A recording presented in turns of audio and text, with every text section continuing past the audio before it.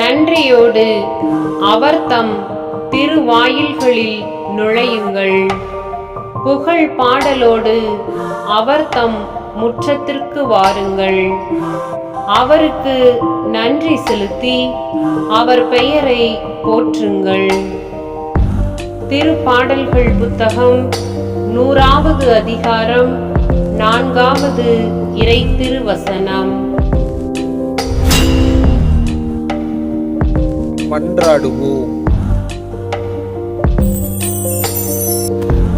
அன்பு இறைவா, நான் இவ்வுலகத்தில் வாழ்கிறேன் என்றால் உமது அளப்பெரிய நன்மைத்தனத்தினால் மட்டுமே.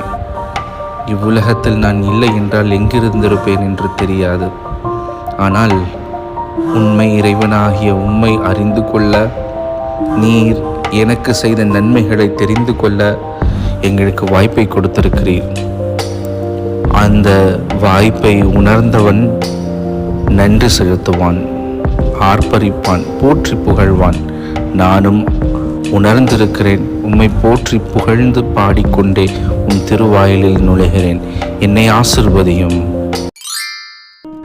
இவ்வாலயமும் உமது எல்லையற்ற இரக்கத்தின் அடையாளமாக கொடுத்திருக்கிறீர்.